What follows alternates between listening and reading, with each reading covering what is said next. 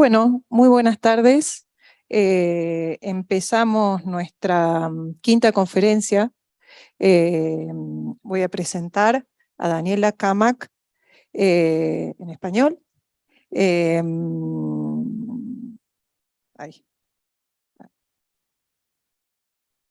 Ahí voy. Bueno, Daniela desde el 2019 es profesora asistente del Departamento de Ciencia Política de la Universidad de California, Berkeley. Se desarrolla investigaciones y actividad docente en áreas como ideas y prácticas políticas medievales y modernas, economía política, particularmente Marx, e historia de la democracia y el constitucionalismo. Desde que concluyó su doctorado en Harvard en el 2013, ejerció diversas actividades académicas.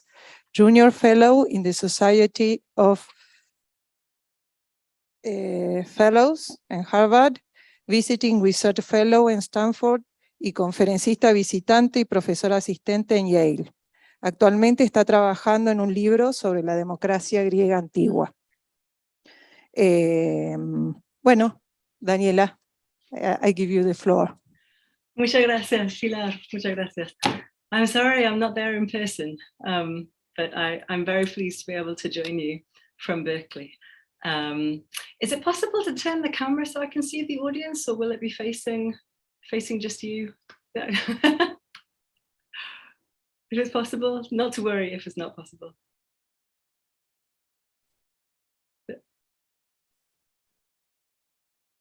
Hi.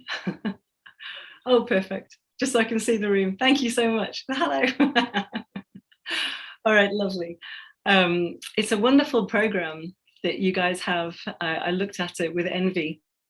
So I'm sorry I'm just arriving for my own spot. I wish I could have been here to enjoy the other panels and the other discussions as well.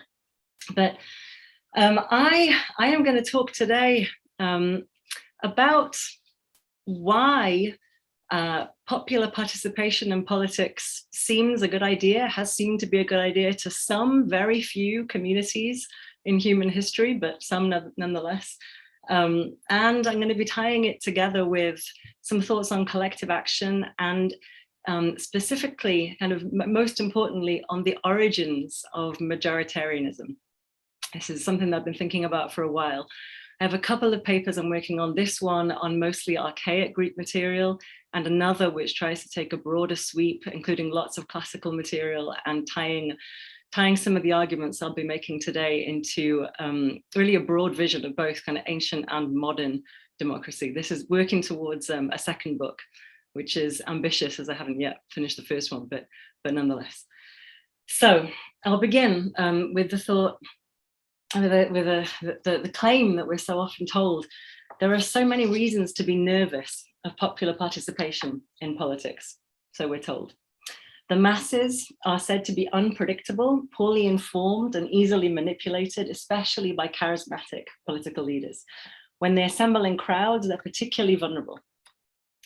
They're headstrong, emotional, mob-like.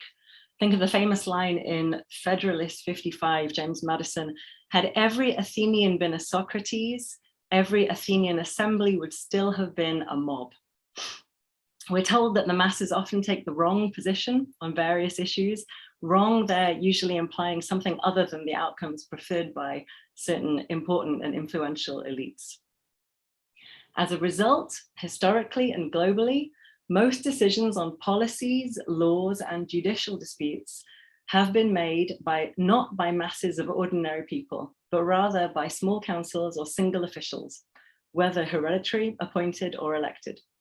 Popular political participation is usually restricted to petitionary actions, such as protests, or, for example, cahiers just prior to the French Revolution, or extending possibly to elections, in which we choose our own rulers. That is, we choose the people who'll be making decisions for us. So within that historical landscape, the ancient Greeks and Romans stand out as relatively exceptional in having the plethos, the mass, majority, or multitude, play a significant role in decision-making. The key institution in the ancient context, of course, is the open mass meeting or assembly. Modern democracies approximate ancient ones in some respects, but definitely not that one. Modern so-called mass democracy has featured strikingly few actual masses, at least ever since the introduction of secret ballots as a way of gauging the will of the electorate during the 19th century. Political crowds are visible in election campaigns, in protests and in revolutions, but not in regular or routine politics. Thinking about voting brings up another point. There are especially convincing reasons to be afraid of mass majority voting, or again, so we're often told. I'll define majoritarianism as the practice of adopting the course of action supported by the majority of a given group, as revealed by a vote of hands, by voice, or by ballot. And that typically brings up a very familiar idea, the tyranny, so-called tyranny of the majority. The standard worry is, of course, as we all know, what about the outvoted minority? Is it not arbitrary to say that some wills matter more than others? What is so significant, people ask, about a given option having more support? Isn't majoritarianism simply a case of might makes right? There are even some, for example, the late David Graeber, who would argue that democracy has or should have nothing whatever to do with majority rule, since majority rule is inherently coercive. As a result, recent decades have seen huge interest among political theorists and others in pursuing consensus, even unanimity, through discursive, deliberative processes, as opposed to pursuing decisions through majority voting. Very recently, it's even been denied that majority rule was the norm among the ancient Greeks. In an important paper of 2018, Mirko Canevaro argued that even the democratic Athenians pursued consensus building through discursive deliberation, as opposed to majoritarianism, at least in their assemblies. He granted that this was definitely not the case in their popular courts.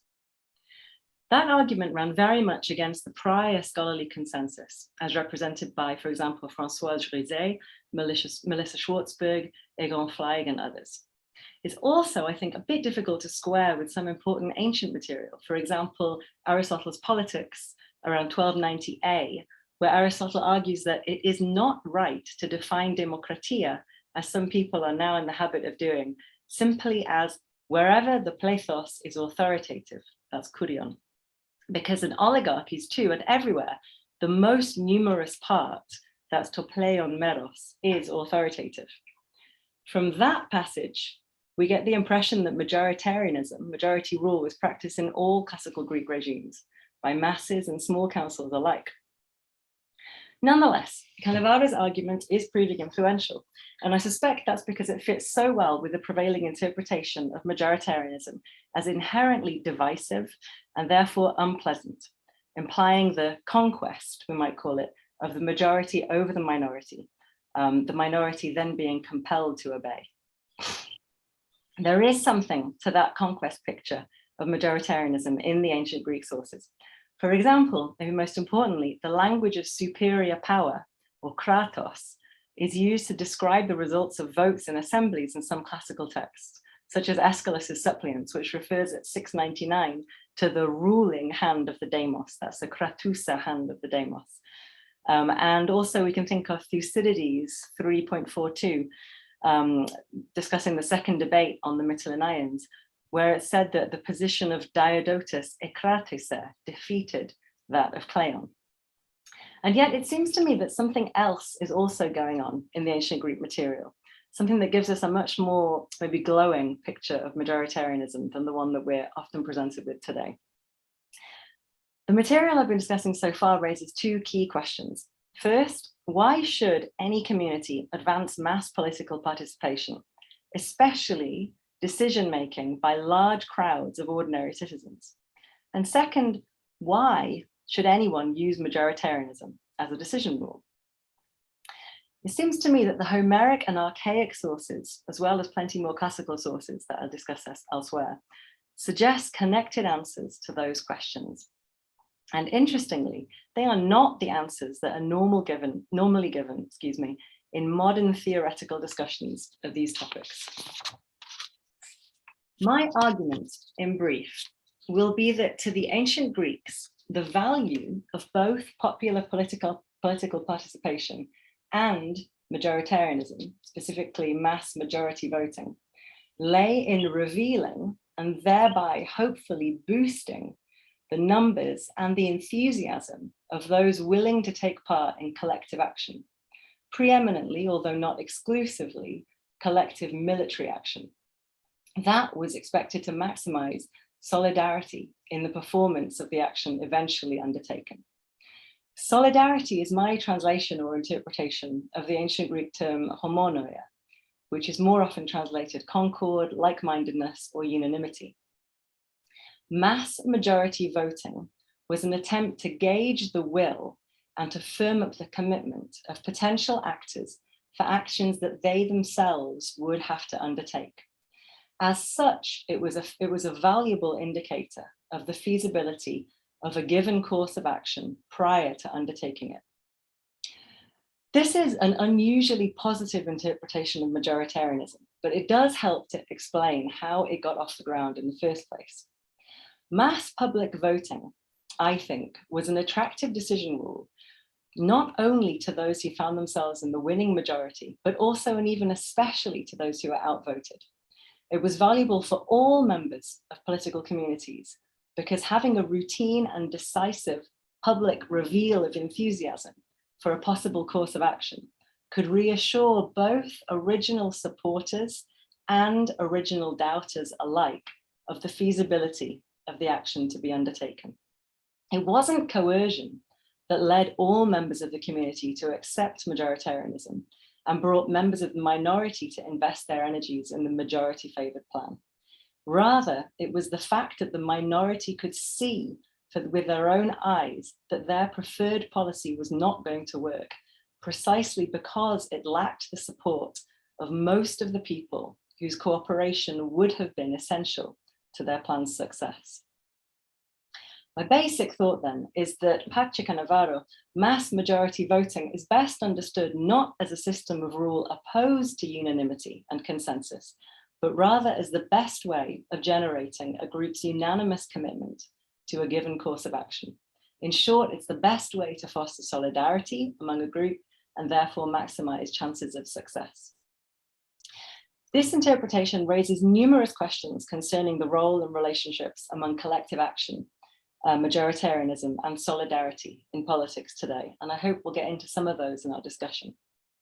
But I want to emphasize one thing, which is that when the stakes are high and ambitious collective action seems necessary, such as, for instance, in dealing with the ongoing and worsening climate crisis, we arguably cannot do without public mass majoritarianism as a way of reassuring one another of our personal commitment to challenging policies, and we shouldn't be afraid of it. Okay, I'll get into the material I want to discuss by way of a little bit of modern comparison. How do modern authors, kind of modern mainstream political theorists in particular, justify popular political participation? So here I'm deliberately going to use a very standard, easily available source, the Stanford Encyclopedia of Philosophy, which addresses this question by giving a kind of a list of the different sorts of arguments that people often use to address this topic. So they offer both instrumental and non-instrumental arguments. Among instrumental arguments, it's said that popular participation can lead to better outcomes. And that can happen in a couple of ways. One would be the production of better laws and policies, for example, through improved responsiveness from decision makers. For example, John Stuart Mill argued that popular participation in politics is important because decision makers are forced to take account of a wider range of subjects. Another example would be Amartya Sen, who has shown that there were no substantial famines occur wherever you have democratic government and a relatively free press.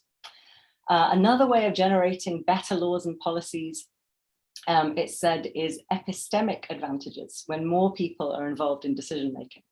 So majority voting is often argued to get the correct decision under certain assumptions. One very famous illustration of this, or kind of argument in favor of this, would be drawn from Condorcet's jury theorem, Also, maybe from Aristotle's Politics, book 3, or at least on one interpretation of chapters 10 and 11, although not mine. Another author associated with that position is John Dewey, who argued that people tend to be better informed when they participate or are able to participate, have the option of participating in politics. So those are both ways of producing kind of better laws and policies, said to be one instrumental argument in favor of popular participation in politics. Another, the second route, would be the production of better people. So various authors, for example, Mill and Rousseau, have offered so-called character-based arguments that people become better when they're given the chance to participate in politics, specifically when they're given more autonomy. Among non-instrumental arguments, various important values are said to be better realized by mass participation. For example, liberty or freedom, equality, and the public justification of decisions.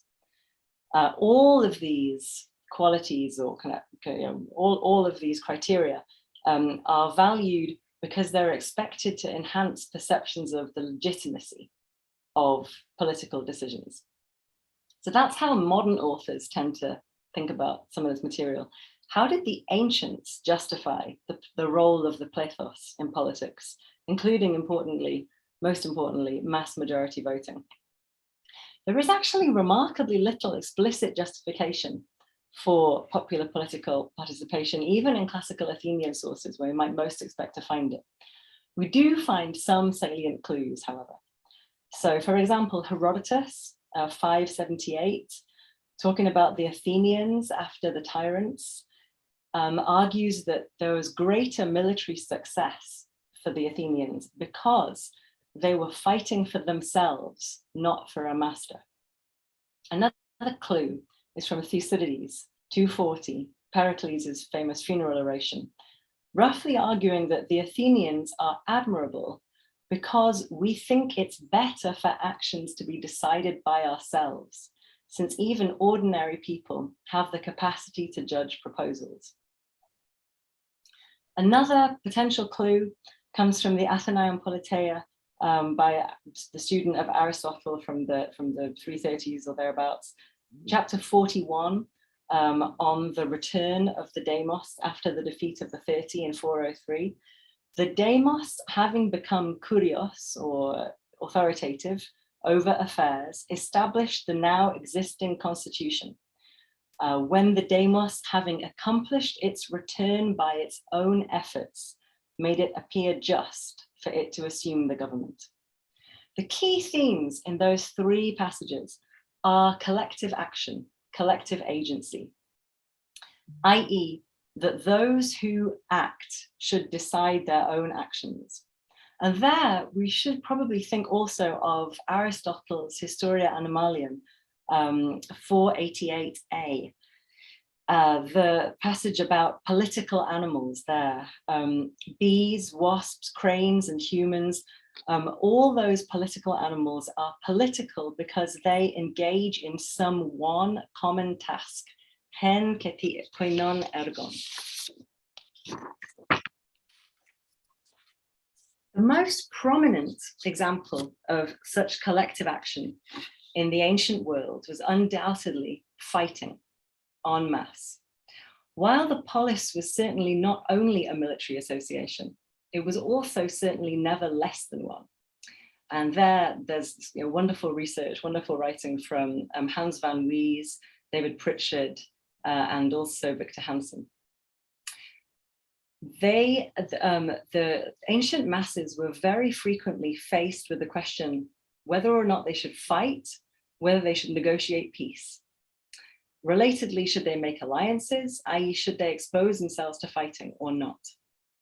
And that context, I think, suggests another instrumental reason for mass participation, different from those suggested by modern theorists.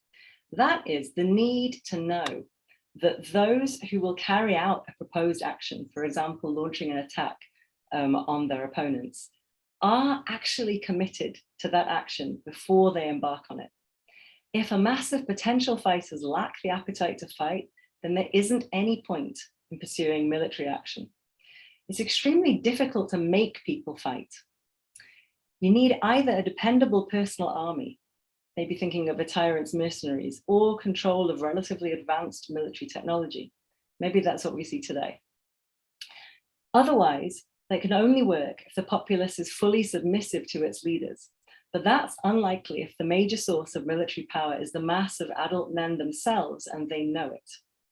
So only if would-be fighters are genuinely willing does it make good sense to go ahead. The same kind of situation and the same kind of rationale points towards mass majority voting as a decision rule. The key question is, are enough people willing to go out and fight if it comes to that, to make, for example, an alliance feasible, plausible? Only a vote among the potential actors themselves will reveal the answer. If only a small proportion are keen, there's no point pursuing it. But if the idea elicits widespread enthusiasm, then it would both seem feasible and possibly encourage doubters to throw their lot in with the majority view. A public reveal of enthusiasm of this kind is the best, perhaps the only way to secure the freely given unanimous support for any course of action. It provides an intrinsic reason for the outvoted to join in. They can see that the course of action they initially doubted has the support of more community members and is therefore more likely to succeed than the one they originally preferred. That makes it the most likely route to homonoia, solidarity, or singleness of purpose in pursuit of a collective action. The minority may well be happy to change course in these circumstances and support the majority plan in the knowledge that their contributions will be well supported. Importantly, to have those effects, the vote does have to be free, equal, decisive, and involve many of those likely or certain to be involved. It can't be an opinion poll or a hypothetical question. It has to be free, because if people are coerced, they won't be revealing their genuine enthusiasm, and that might put the entire expedition in jeopardy. Who wants to go into battle alongside people who are at heart unwilling? I'd suggest no one. The vote has to be equal, because in the conditions of ancient warfare, at least, numbers count. Every body is equally important. And it has to be decisive, because hypotheticals don't elicit actual answers to the real question being posed, which is, are you in or not? For real and right now? Can we rely on you? Can we all rely on each other? That's the kind of question that I think is posed by mass majority votes in their origins, and maybe still today. If the vote is not dispositive, it's not going to be a true reveal of people's levels of enthusiasm. People can be rash or reckless or even more cowardly than they might be in a real life situation, unless they know that their own actions are truly at stake. That's the theoretical framework that I'm going to be embracing. Now let me walk through some of the early Greek sources that speak to that. So first, thinking about collective action and collective agency as a key presupposition or driver of popular participation. The first two books of the Iliad contain two examples of a non-formally empowered mass expressing its view. In one case, that view is entirely irrelevant to the outcome, but in the other case, it's almost effective. What explains the difference? The first situation is at 122 in the Iliad. The mass has a view, but doesn't have any purchase on the situation. The crowd of Achaeans shout their agreement to respect the priest and accept the glorious ransom, i.e., they are of the opinion that Agamemnon should return the daughter of Chryses. Yet, we're told by the poet, this did not please the heart of Agamemnon. We can also just throw in Iliad 1986, which refers back to this moment, and Agamemnon refers to the decision he took as being taken on his own authority. Agamemnon there is the decision maker, and the view of the mass has absolutely no relevance to the outcome. The contrasting situation is at Iliad 2, 142 to 155. Here, the mass view has significant purchase on the situation. even though it has no formal decision-making power. I'm thinking of the mass rush to the ships, the men getting ready to go home as soon as Agamemnon announces the possibility that the expedition to Troy is at an end. The poet tells us, then would the Argives have accomplished their return even beyond what was fated, had not Hera, Athena, and Odysseus intervened. Only divine help ends up rescuing the expedition and Agamemnon.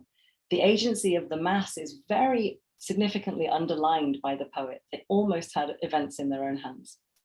What explains the difference between those two scenarios? My answer would be, it touches on whether or not the action about which the mass is offering a view is its own action, i.e. is within its own power to perform. Returning Chryse's daughter is the action of Agamemnon alone. The mass are spectators, maybe at best advisors, only in that context. They're offering a view which can easily be disregarded since their cooperation is not needed either way. But staying to fight or go home, those are actions in which the mass is directly involved. Those are actions that they themselves would have to undertake. Both of those options depend on the cooperation and solidarity of the mass for their success. Hence, it gives them some opportunity for agency to make their voices heard, because their cooperation and coordination is essential to the proposed plan. We can also think, with respect to collective action and collective agency, of a passage from the Odyssey, from the very end of the Odyssey, book 24, lines 430 to 47. There, we see a similar choice of options in which listeners are involved as potential agents. There's an appeal to the people made by Elpithes, father of Antinous, one of the suitors of Penelope. Come then, he says, let us go. This is a disgrace, even for men yet to be to hear of, unless we avenge the deaths of our sons and brothers. Let us go, for fear they outstrip us and cross over the sea. Essentially, in that passage, Elpithes is asking, who's with me? Other people will be required for his action to be successful. It's not strictly his own action, but rather a collective action that he's canvassing, he's envisaging. And an important follow-up to that point is the question, what is it that secures the agency of listeners and potential actors in these situations? The key advantage of the mass is specifically the significance of numbers, especially with respect to military action. Outnumbering the opposition is the main advantage in conditions of ancient warfare, given the kinds of weapons that were available. The most numerous side typically wins. We can compare this with Iliad 2:580. Why is Agamemnon preeminent? Because he was noblest and led by far the most soldiers. Why is that significant? Simply because his side was more likely to succeed. All right.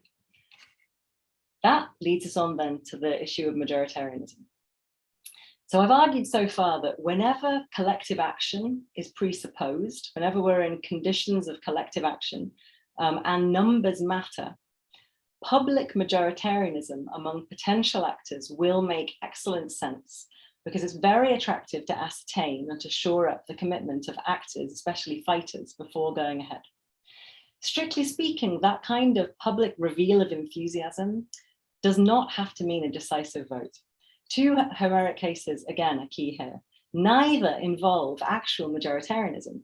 Instead, they're important because they show us what kinds of situations may have called majoritarianism forth. So we'll go back to Iliad, book 2, and just sketch out the situation, the key situation with respect to Agamemnon's calling of the assembly in the beginning of that book. So under the influence of the manipulative dream sent by Zeus, Agamemnon had decided to mount a fresh offensive. But rather than simply announce that decision to the massed troops, Agamemnon instead tells the council of Basileus, of kings, princes, that before arming their men, he would test them, peresome, in speech, as is right or customary, as is themis. Specifically, he will order them to flee with their many benched ships, while other kings all the other kings in the council on all sides in speech restrain them. That's Iliad, book 2, lines 72 to 75.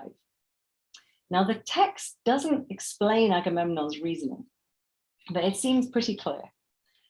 Prior to arming his followers, Agamemnon wants to be sure of their commitment to military action, as is apparently already well-established Themis.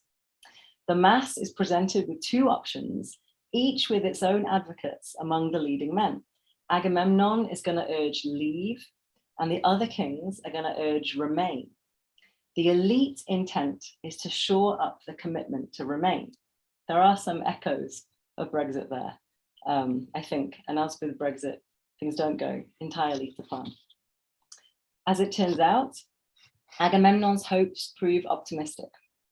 The troops are so delighted to hear the order to leave that it's only thanks to the interventions of Hera and Athena via the divinely inspired Odysseus, who reminds the kings of their appointed task and beats the men of the Deimos into submission, that they're prevented from departing immediately. That's Iliad 2:76 to 2:11. But one can absolutely understand Agamemnon's desire to pursue this so-called test. Agamemnon and the fellow kings cannot make anyone fight, as readers of the Iliad know extremely well, since the plot revolves around Achilles' refusal to return to battle. So Agamemnon wanted something approximating a voluntary demonstration of commitment prior to proceeding. The greatest assurance of that commitment would have been if the decision to act had been the result of the men's own free choice. But Agamemnon cannot allow the genuine desires of the troops to be decisive, since that would mean an end to his rulership and the group's immediate departure. A public test with the odds stacked in favor of Agamemnon's preferred plan was therefore the next best thing. In the end, things do go Agamemnon's way. The men are brought back to the meeting place. The urge to leave is dissipated through being projected onto the scapegoat, Thersites, and subsequently disavowed, since the mass prefers to identify with the powerful aggressor Odysseus rather than with the bawling victim of Odysseus's aggression. The men's enthusiasm is then rekindled by Odysseus's galvanizing speechmaking.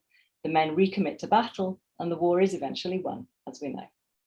Nonetheless, there have been real disadvantages to the kind of test Agamemnon had tried. It had relied on the kings to control or galvanize their followers adequately, but the kings are shown to be initially helpless in the face of the troops' enthusiasm to depart. If it had been possible to let go of the need for Agamemnon to rule, that is to decide, if they had instead made it a genuine question to the crowd, stay or go, then the risks would no doubt have been greater, in that Agamemnon and the other kings might not have got the answer they were hoping for, but the rewards would also potentially have been greater, in that doing the thing that most people actually want to do is more likely to turn out well.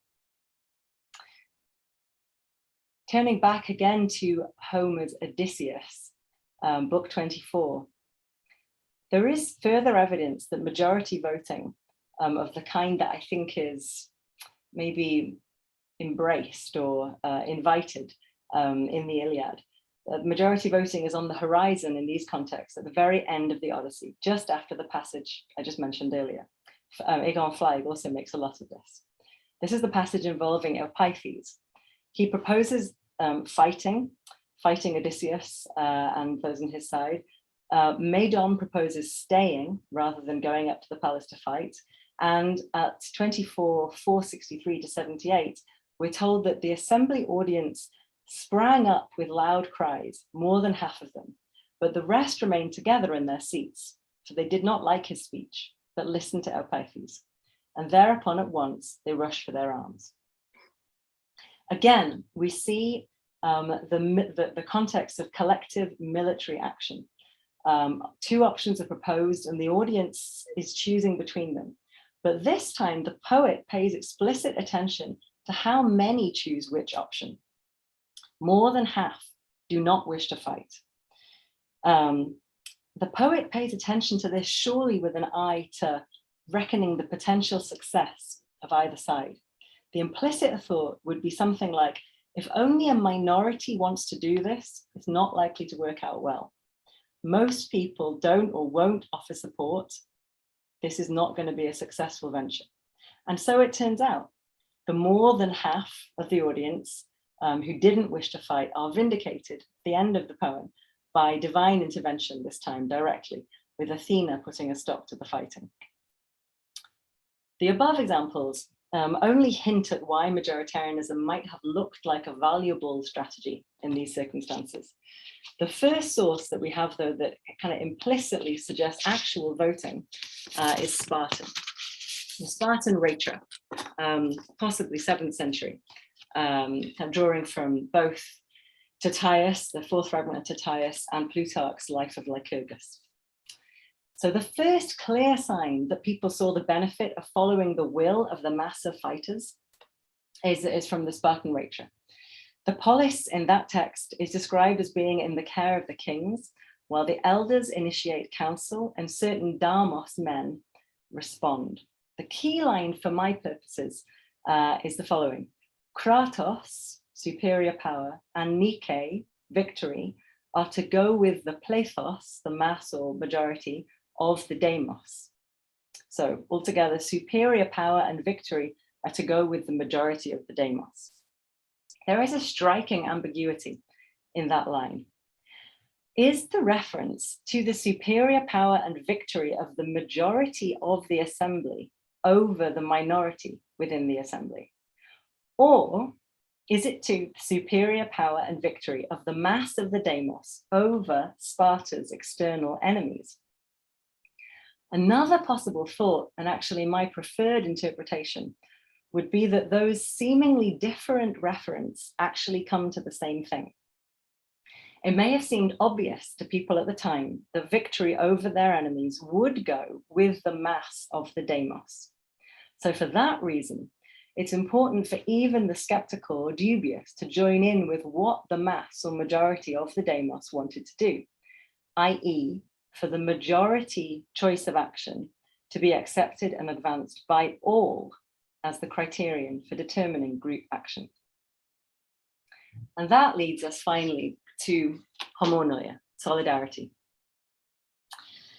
I think the above evidence that I've sketched implies that majoritarianism is a useful, maybe the only sure way to reveal and to stiffen the will of the plethos of necessary men with respect to proposed actions to be undertaken by all.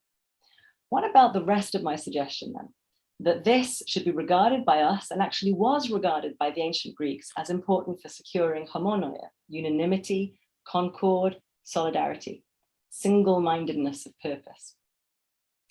There are many exhortations to homonoia in the ancient texts. It seems very clear that it was a well-entrenched ideal, as plenty of others have pointed out. For example, Septem Sapientis, there's one exhortation directly seek homonoia. In the Aesopica, for example, the farmer's 3 sons, Fable 53, when the farmer's sons quarrel, like single sticks, each is easily broken, but when bundled, homonuntes, they become unbreakable. The conclusion explicitly praises homonoia and says it's through homonoia through which stasis is easily conquered. Again, from the Aesopica, the fable about the lions and the bulls, number 16, bulls get eaten when lions undermine their homonoia. And the moral drawn is that the quarrels of friends are the opportunity. Daniela, are you there? Yes, sorry, hello. Did something go wrong? Hello, can you still hear me?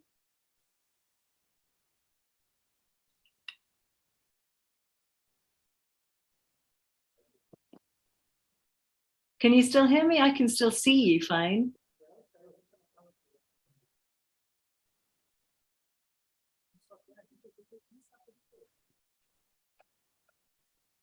Should I carry on?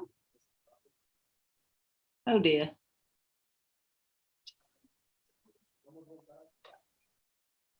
Can you give me a thumbs up if you can still hear me?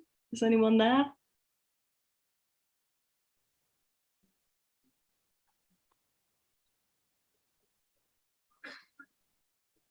I guess not.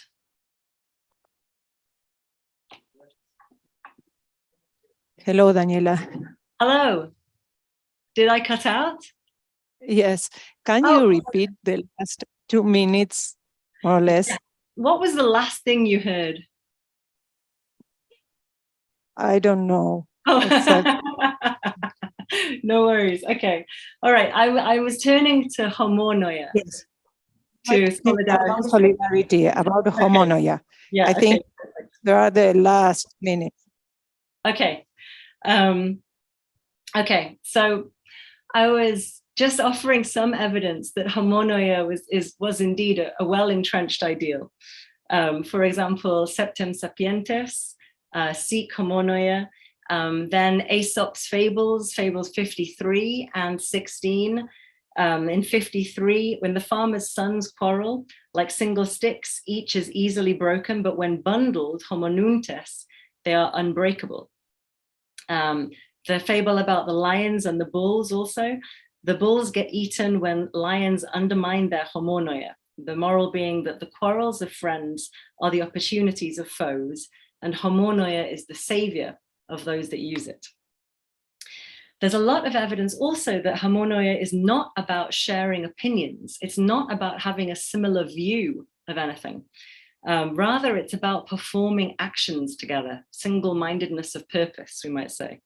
Aristotle, to use a later source, in the Nicomachean Ethics 1167a, says exactly that. Solidarity, homonoia, is not, he argues, agreement of opinion, homodoxia. It's not agreement of any reasoned judgment or over facts. Rather, homonoia relates to collective actions. He says practical goals, able to be realized by both or all parties, i.e. practical collective goals. And homonoia prevails in a polis when the citizens agree as to their interests, adopt the same policy, and carry their common resolves into execution. Another significant text, Democritus, fragment 57, from homonoia come great deeds, megala erga. And we can maybe also add fragment 19 of Tertaios. We shall obey leaders, but altogether we shall immediately smite. That kind of solidarity is perhaps what homonoia best represents. There's also some sign that homonoia was regarded as emerging from distinction or difference. This is super significant. So Plutarch, admittedly a much later author, on Heraclitus, says, so Heraclitus, when his fellow citizens asked him to propose some opinion about homonoia, mounted the platform, took a cup of cold water, sprinkled it with barley meal, stirred it with pennyroyal, drank it up and departed, i.e. he put together lots of things that couldn't really be gelled together. They're significantly different. Nonetheless, he was able to drink it up. Most interesting, though, in this context, I want to finally argue, is the laws of Solon, which were surely aimed at increasing stability, or unity, solidarity among the Athenians after a time of intense stasis. There's quite a lot of controversy about these laws and the sources that they come from. Most recently, Miriam Valdesguia in 2021 has argued that the conventional text cannot be accurate, in part because she can't see how it can be interpreted as tending towards stability rather than inciting further stasis, which would surely undermine the whole thrust of Solon's reforms. She's certainly right that that would be a problem if that is what the conventional text implies, but I don't believe it does. Here's the conventional text. I'm following Rackham's translation, slightly modified. And since he, Solon, saw that the polis was often in a state of stasis, so this, I should say this is Athenaeum Politeia 9.5. Since he, Solon, saw that the polis was often in a state of stasis, while some of the citizens through slackness were content to let things slide, he laid down a special law to deal with them, enacting that whoever, when stasis prevailed, did not join forces with either party, methitahopla mede metheteron, didn't put down his arms for either party, we could translate that as, whoever did not put down his arms for either party was to be disenfranchised and not to share in the polis. Plutarch offers the same interpretation of this stipulation of Solon's. He refers to the provision of Solon that the man who took neither side in civil discord should lose his citizenship. That's in On the Slow Revenge of the Deity. So the traditional interpretation, as presented, for example, by Gusham, is the binding obligation to take up arms for one side or the other. In times of crisis, Solon demands you must take sides. Valdesquilla offers an ingenious reinterpretation and reconstruction of this passage to try and make it accord best with the idea of unanimity or solidarity. But there is another way of making these lines fit with Solon's ambition to establish stability in the polis. This is, if we think it through, thinking that making visible and revealing to everyone which side has a majority may be the best way to get everybody to settle and for the minority to accept that they can't win. Solon's proposal is essentially not just to propose a mass, but an all-citizen majority vote. No one among the citizenry will be allowed to sit in the middle or on the sidelines so that the polis will not dissolve into fighting. Rather, if you get everybody to reveal their allegiance or their enthusiasm, which side they're willing to fight for in advance of any fighting, that in itself could be expected to lead to a unanimous, complete commitment to the majority position. All this, I think, is quite in tune with Cannavara's argument of 2018. Mass consensus, even unanimity, was extremely important to the ancient Greeks. But I don't think we need to counterpose majority rule to unanimity. To the contrary, the best hope of fostering unanimity, I think these early texts show, is precisely majoritarianism, rightly understood, because only majoritarianism gives the minority an intrinsic reason to offer support to the view it initially doubted, because it can see that its own initial preference just will not work, whereas the other might. Unanimity is most possible and on a most transparent possible basis immediately after a mass vote, a public mass vote, especially one that's as inclusive as possible. The point of majority voting is to see where the energy lies in order to bring the outvoted minority on board, not to alienate it or to crush it. Of course, that effect partly depends on the perceptions of the participants. They must always have good reasons to believe that they're not merely being crushed or overridden. But in conditions of ancient Greek-style mass collective action, I think those reasons will have been much more common and more obvious than we assume. Altogether, my argument is extremely Rousseauian. The social contract of 1762 argues that an outvoted minority is likely to want to follow the will of the majority. That is, to want to adopt the majority's will as its own will, to will it directly along with others, making that will truly general, the general will, volonté générale. That is precisely to be expected because it's what most co-citizens want to do, and therefore what's most likely to succeed. I think Rousseau is exactly right on that point, and he was almost certainly inspired by Sparta. Since I'm now drifting quite far from archaic Greek sources, I'll add a final one, which is the insurrection at the Capitol building in Washington, DC on the 6th of January, 2021. Many of those who took part in that insurrection no doubt truly believed that they were acting for the real majority. The best way to have disabused them of that thought would have been for them to see with their own eyes where the real majority actually lay. That is, the majority who had voted for Biden as opposed to Trump in the recent election. Only then would the insurrectionists perhaps have been able to accept the result of the election on the basis that most people really had willed it. They really were in the minority. One problem with modern majority voting in elections is that because we can't see other people voting, we can't actually see the mass of people standing either with us or against us. It becomes very easy for the outvoted minority to fail to recognize that they're truly a minority and fall victim to delusions of grandeur, delusions of being actually in the majority. Okay, so to conclude, why popular participation?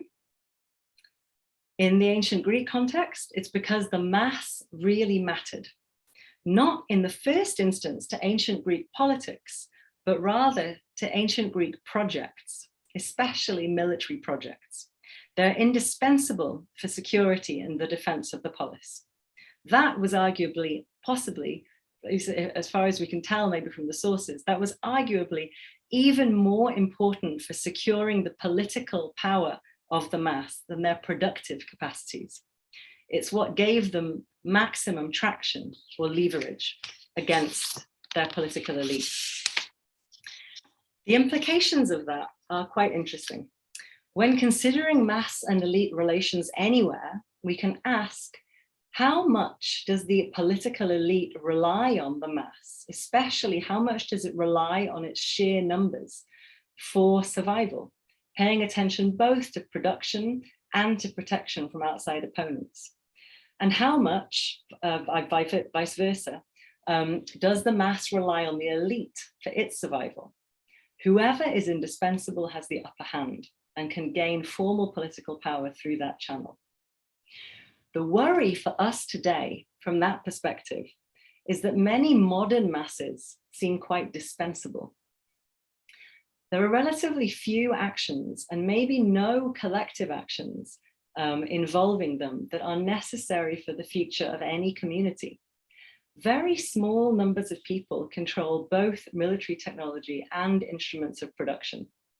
And there are few to no practices of physical gatherings, that is assemblies, where large numbers of people can even see each other in one place together and recognize the power that that gives them.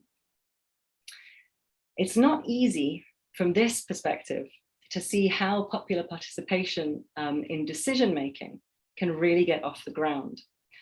The question is not, for us, what option elicits the most enthusiasm from its agents and is therefore most likely to succeed, which would mean that it essentially has to be pursued for the advantage of the entire community. Rather, the question for us is different. In modern mass democracy, what we're normally asked when we're voting is, what option will be generally tolerated by those who have no option but to endure it? That mode of looking for consent, not enthusiasm, elicits a very different kind of popular political participation. That's the petitionary, protesting, and at most electoral kind, where we elect our decision makers to choose for us. That's a very different political scenario. I worry that it's based on a fundamentally different balance of power between the elite and the mass in modern politics, that especially given the control of military technology and nuclear power means that ordinary people today are more or less doomed. I wasn't entirely happy to work my way around to that conclusion. So if anybody has more hopeful thoughts to offer, I'd be very pleased to hear them. Thank you.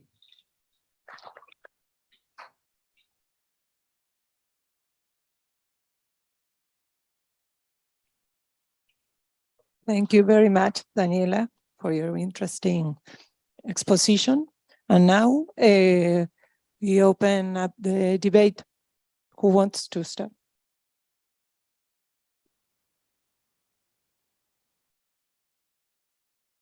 Hello, Professor Cammack.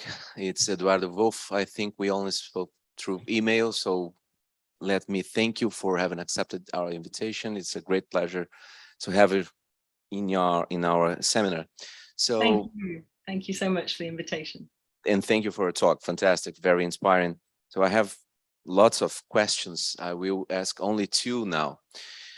The first one is this: the way you present majoritarianism in archaic Greece until a certain period, if I understood you correctly, gives majoritarianism a very important role in what would become, a couple of centuries later, what we will label actually democracy, right? So it's not the main focus, but it's something that it's in the oven, right? Absolutely. So my question is, in this general reconstruction of how we get there, how can we get to democracy, right? What is the exact combination you see between majoritarianism on the one hand and some other traditional key elements on the development of democracy, such as internally isonomia and in general some very well-known historical facts such as Solon's abolition of slavery for enslavement for motivated by debts, etc., etc. So on the one hand, isonomia, and on the other hand, the very traditional account, which emphasizes eleutheria, freedom, both against local tyrants in one city and against the Persians. So this is the traditional account, and this would be the two key concepts that would end up in democracy. But you're shifting the focus to a different and very important political idea, which is majoritarianism. So how would they combine? Do they combine or not? So this is the first question.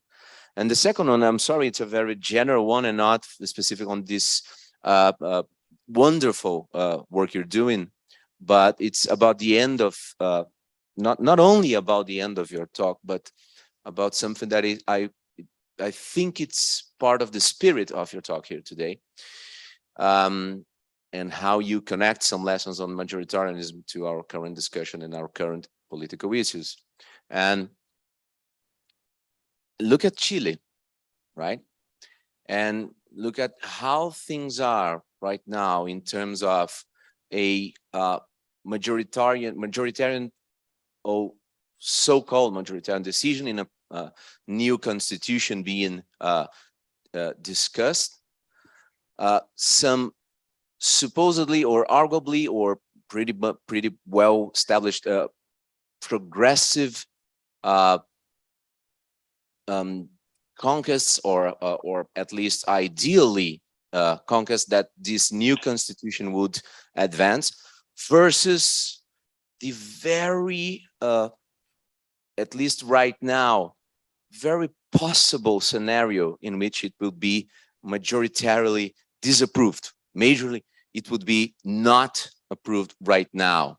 And the reason why I'm invoking this is that we usually tend to think, when we have any sympathy towards majoritarianism, that it would be for the best.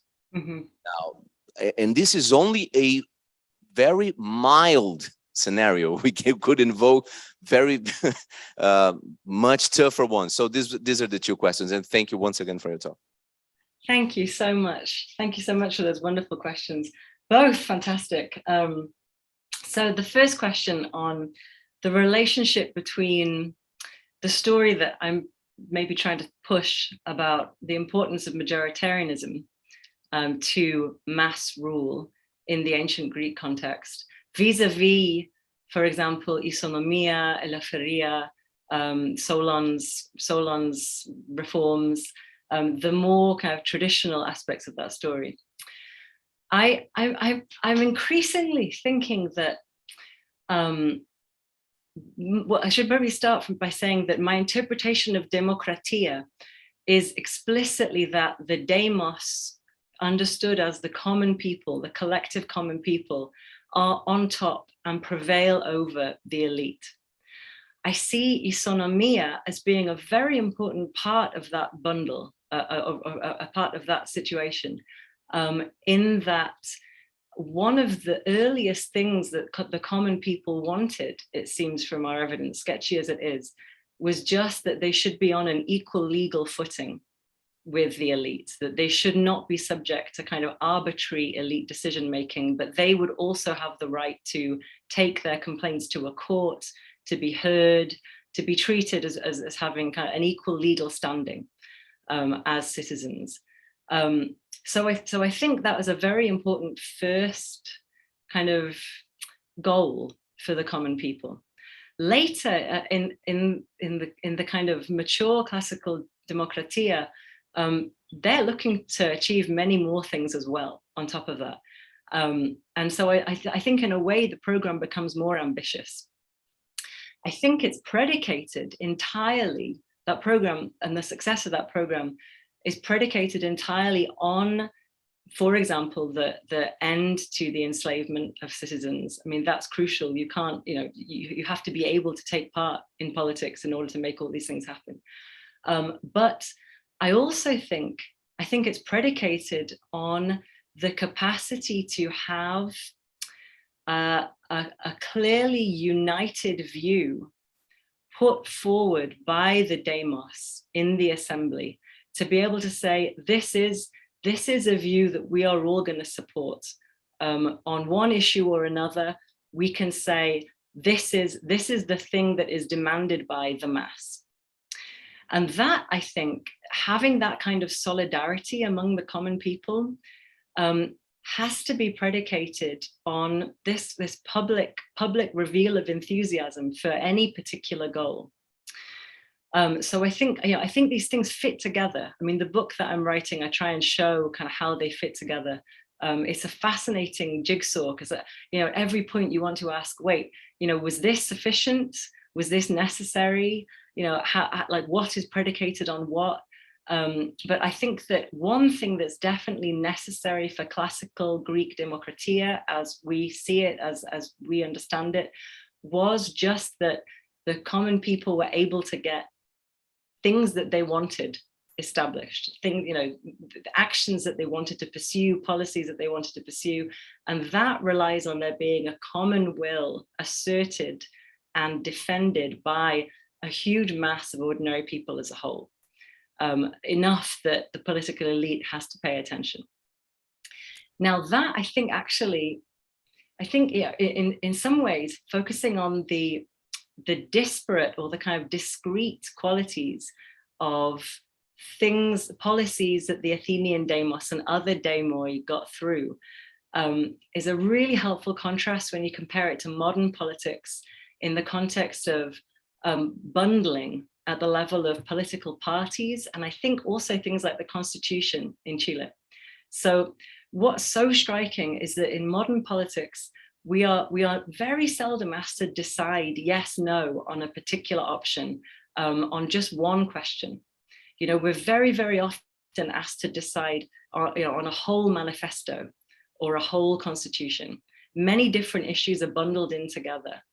And there it becomes incredibly difficult to mobilize a vast majority, a kind of a majority that commands like the respect of an elite who might not necessarily want to grant certain things. So I guess what I'm thinking is that I guess it's a slightly different question to the one you're asking. You're asking if it's not the case that we assume majoritarianism will always be for the best, thinking that the best is more progressive goals. My feeling is, I wish we could go a step backwards, a step kind of more upstream, and disentangle lots of goals from one another and establish whether or not there is a working majority behind lots of those goals individually. I think it's possible that there actually are kind of silent majorities for, or rather invisible majorities for many things that probably are quite progressive, certainly in the United States. It seems to be the case that many more people, for example, favor gun controls of the very basic kind than would ever be able to get through either of the party platforms. So yeah, one thing I think is if we could go a little bit more upstream, we might be able to find progressive majorities around one issue or another issue, if not all of them. And then the other thing I think is that if you start like the ancient Greeks did from the thought that we're genuinely in this together, it's not so appealing to me to say, I want to force the progressive goals that I hold. I want to force them to be accepted by people who are my peers, my equals, and who hold a different view. I don't mind being outvoted on progressive issues now. I think it's better to foster maximum trust and kind of belief in the political system that, fine, if people really don't want to pursue something, even though I think they ought to, give it time, maybe we can persuade them. I mean, maybe it's not the moment. Human history is very long. The worry that I always have is the tyranny of a minority is in the long run more dangerous to progressive goals than just accepting that, okay, on some issues, I'm in the minority today. That is fine with me. I don't want to indulge myself in a kind of, I guess, delusion of grandeur that, the progressive goals that I hold dear, they may not be agreeable to many people. And yeah, it may just be my bad fortune that I was born in this moment in human history before these things that I like became more generalizable. Anyway, sorry, this is a long answer to your very good questions. Thank you very much. Another question? Yes.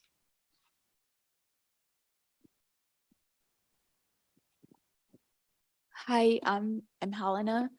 I have two questions as well. The first one, when you talked about the Iliad, I immediately thought of Achilles.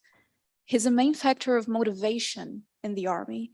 If he fights, the other fights. If he doesn't, the other don't. So I'd love to hear your thoughts on this apparent necessity for a face, a symbol of motivation, a leader of sorts, even in collective actions. Maybe in parallel to a sense of just relying on the person by your side. And the other question is, we know there are a few issues with having such a different amount of people all be categorized as a mass in our modern politics. Do you think we could maybe view communities first and how to collectively change them before we take it to the effective majority in the sense of workers, for an example? Thank you so much. Thank you so much. Oh, sorry, we're not finished. For being here, I read your article on representation in ancient Greece. I'm completely in love with your work. Oh my goodness, thank you so much. What a kind thing to say. I'm very grateful. I really appreciate that. So two fantastic questions. Thank you. Yeah, this is so interesting. The Iliad. I mean, absolutely. The whole emotional force of the Iliad hinges in a way on Achilles, the significance of one person to the success of the entire expedition.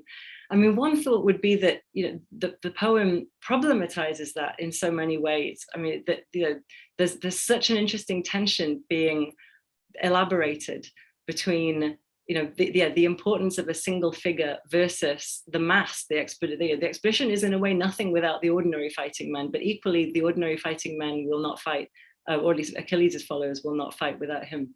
So thank you for that. I guess, I mean, let me think. Your specific question was Achilles as a symbol and the importance of that. I think it is extremely important in that era. I mean, I guess what I would say is that there is a striking contrast for all that. I don't want to be too deterministic about the military aspects of this, but there is a striking contrast, say, in the funeral orations that you see from the classical period, at least down to the Hyperides funeral oration. The emphasis is so much on the importance of the mass of fighters, not any single general.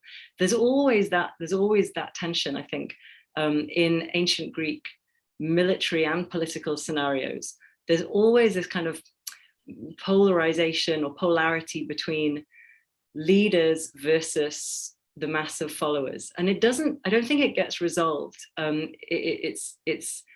It looks a little bit different in the classical sources, but it's still very much there. And one thing that I do want to, I'm kind of trying to always emphasize when I write about ancient Greek democracy is, it's not the case that political leaders and military leaders cease to be incredibly important. They are incredibly important and influential.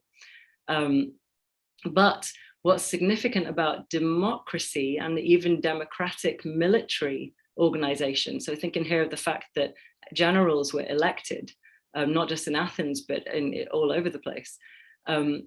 It's the important thing is just that the leaders should not be able to rule. And that's what ancient Greek democrats really pulled off well. In the Iliad, it looks like, and it is the case, that the leaders are in a ruling position. Later, what you see instead is they still have those figures like an Achilles or like important generals, like Pericles, like others, but they're limited to only advising and influencing. And that, I take it, is a position of greater security for the community, actually. I take it that the mass is safer when its leaders are not in the position of swaying a battle this way or that completely, but are in some sense obviously dependent on the mass of men that they lead. So yeah, that dynamic or that symbiosis is something I find incredibly interesting. Yeah, I'm trying to write more about it at the moment. And on the idea of the diversity of people among the mass, actually, I don't think I wrote down quite enough of your question. Could you just repeat the question there? I'm terribly sorry to ask you to go back to it. What was the, thank you very much. Basically, it's like we have a lot of different people and communities inside what we call the mass nowadays in democracy. So should we maybe address first each other as communities and later talk about the mass? Because when you say mass, I'm thinking majorly, you know, in the sense of what Karl Marx called the masses, you know. So. Thank you. Yeah, great. I get it now. Yes, I remember. Thank you. Yeah, I guess, you know, it's interesting. I'm very influenced by, you know, obviously I'm very influenced by Marx's idea of a mass. And he obviously prioritizes the socioeconomic position. So it's the workers versus capitalists. You know, it's people who have to labor for a living versus those who can live off the fruits of others' labor. I take that to be incredibly important, but actually I want to give it a twist in the ancient Greek context and also the modern context as well. I think there's an incredibly important political or institutional criterion or dimension to the idea of the mass that comes out very strongly in the ancient Greek evidence.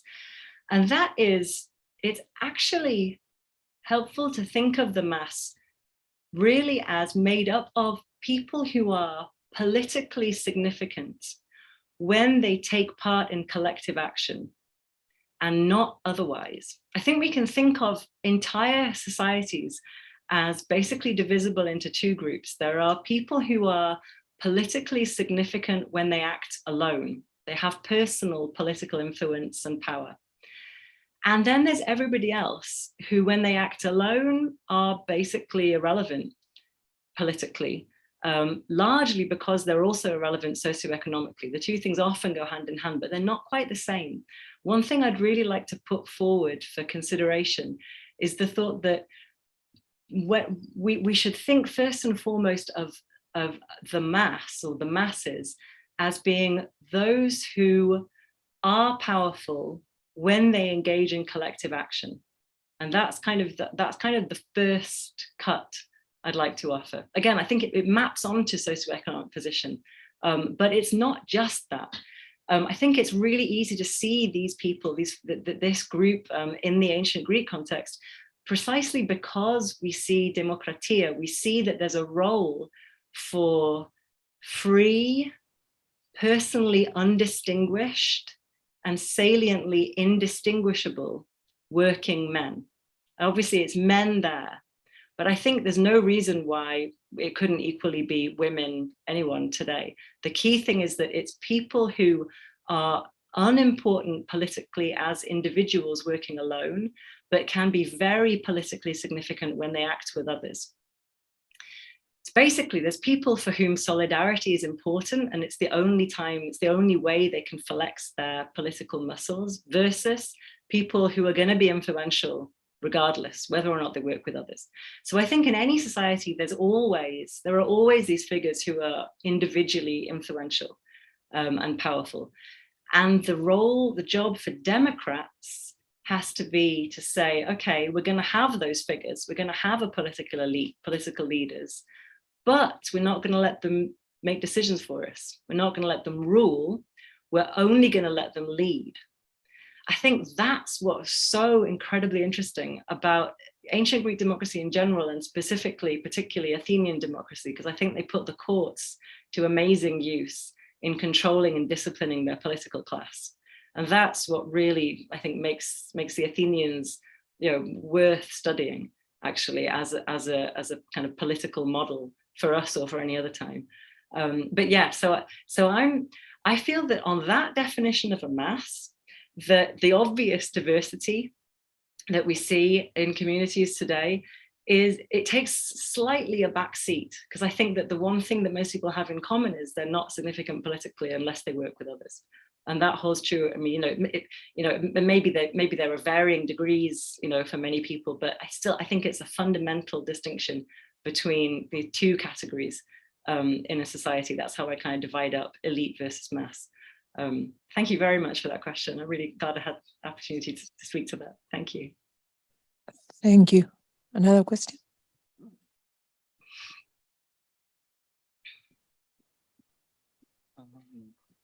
Hi, thanks for that great talk. I want to go back to something you said at the beginning. So you were addressing contemporary criticisms of majoritarianism, and you said one is like, well, there's this tyranny of the majority. Isn't that just might makes right? And then you tried to answer that, say it's not that the minority view is crushed or oppressed, rather it's the minority accedes to the majority in the case that you're talking about because they couldn't succeed without the majority. And anyway, we're basically mostly talking about situations of fighting, where really in this ancient context, numbers make the difference. But doesn't that end up being might makes right again? I mean, it's it's we won't succeed without them, and the subject is battle. Yeah, thank you very much. I have thought a little bit about this. I realized when I was teaching Thucydides last spring, I was like, actually, yeah, there's a lot to be said for thinking through the ways that being in a dominant position gives you the power to determine what right is. And I appreciate Thucydides' very hard-headed view on that. I mean, I think that's all over his text. I guess what I would say, I mean, actually, I have an article that's just about to be published on this, actually. So this is a great opportunity for me to advertise my work. But yeah, it's coming out in Polis. It's on Kratos, the meaning of Kratos versus other kinds of power. And what I take it to be really important, I do think it's true, that underlying any group's grip on political power has to be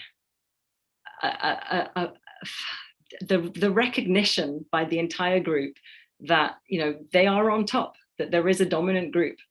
I find this a bit stressful in the modern context because it seems pretty clear to me that the political elite is on top in terms of controlling the military. Like there is nothing that ordinary people can do. So this is where I kind of think, help, what have I put myself into?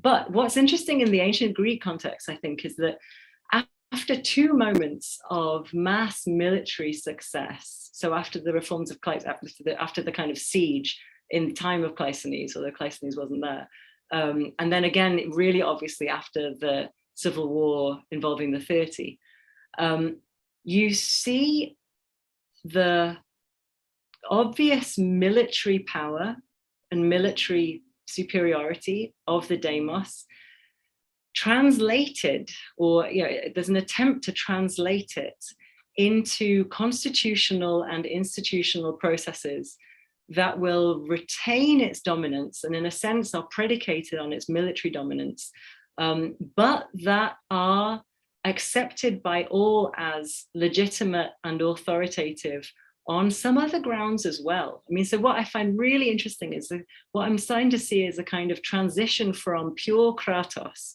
pure kind of military superiority, physical superiority, into to kouros, into what is kurion, what is authoritative. And it's very interesting to see in the ancient sources that kind of everybody agrees that it's right, like it's part of the definition of what is right, that what is right gets determined by those who in a sense have the military superiority. There's a tight connection, but it's not quite a complete connection there. I thank you for pointing this out. I mean, you're totally right. So I think there's something to, I think there's maybe a phenomenological perspective on the part of minorities at play that you're right to point out, that like there are more than them, and there is something culturally acceptable that then it's honorable, if you like, for me to accept that we should go ahead and do what they think. But I also think there's a view that, or there's the perspective kind of I want to push out that does make strategic sense for defending the community if you want to maintain the community. I mean, all of this is predicated on the thought that, there are existential threats to most ancient Greek communities much of the time. And so it doesn't make, it makes pretty good sense to be able to say you know, all right, like, do I really just want to carry on living here and existing at all, or do I just want to give up? And you're like, okay, I'll do my best to carry on. And if that means agreeing to do things that I didn't think were a good idea, fine. I'm safer with others than without them. Yeah, it's in a way, the modern position, we're so much more, not everyone by all means. I mean, many people across the world still face existential threats of all kinds, but so many people alive today have not had to make that kind of trade-off and have not had to feel really deeply like, oh, I really do rely on other members of my community for my survival. You know, and I think that makes a big difference to one's reasoning about whether or not you should go with what other people want to do versus what you want to do. I have no idea if there are more questions after what time it is. I'm so sorry. How long do we have? Okay. Do we have more questions? It's okay. Bueno, Daniela, thank you very much. Thank you very much. It was a brilliant conference. Thank you. Thank you so much for the invitation. I really appreciate it. This was a real pleasure. Thank you.